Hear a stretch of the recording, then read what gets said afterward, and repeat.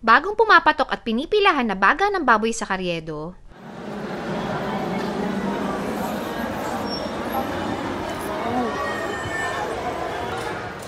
At ang pinakamayaman nga daw na street vendor dito. Totoo daw po ba yun kayo yung pinakamayaman dito sa Carriedo?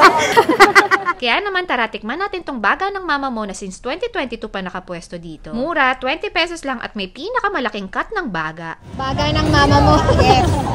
Ito yung pwesto ni Ate Jacqueline sa kahabaan ng Carriedo. Medyo malapit lang siya sa Greenwich nakapwesto kaya hindi naman kayo mahihirapang hanapin. At mapapansin din nyo agad na sa kanila yung may maraming mga bumibili. Ate, bali ano po yung proseso nitong baga? Pag binili namin siya, ma'am, lagana siya. Tapos hihiwain namin siya ng ganyan kalalaki. Tapos i-adobo namin siya. May bawang, sibuyas, luya para matanggal po yung lansa niya.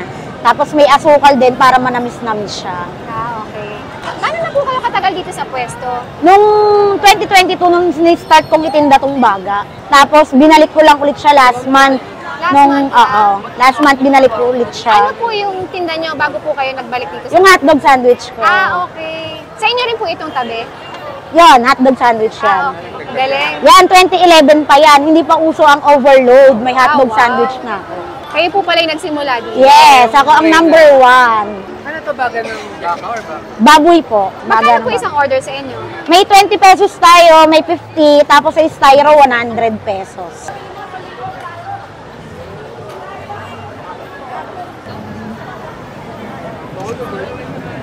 Totoo daw po ba yung joke na parang kayo yung pinakamayaman dito sa Carriedo? Chismis lang po ni Sir Evic yun. Parang totoo naman. Parang totoo eh. Kinikinang eh. Investment, ma'am. Investment, tama rin naman. Na-inspired kay Boss Toyo eh. Sa bagay. Kilos, dami.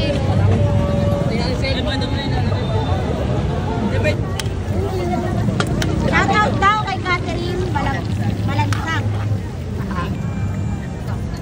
Tuwing kailan kayo naka-open dito? Ano po, Monday to Sunday. Everyday. Apo, Ano oras everyday. po? Nag-start po ako ng 10 o'clock ng umaga. Okay, hanggang maubos na to. Apo. 30 kilos, tama? Opo, 30 kilos po. Yan. May pipino. Konti lang. Try natin tong baga ng mama mo dito sa may kahabaan ng Carriedo. 20 pesos lang. Baga ng baboy daw tong gamit nila. Si Ate Jack daw yung pinakamayaman dito sa Carriedo. Kasi kumikinang-kinang eh. Daming alahas. Pero investment naman din daw kasi talaga. Totoo naman talaga.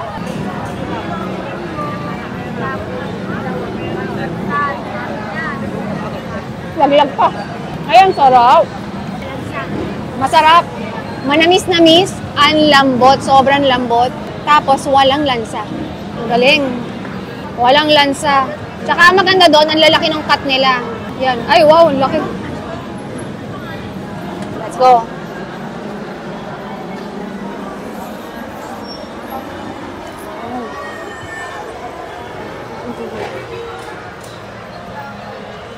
Ay, lambot.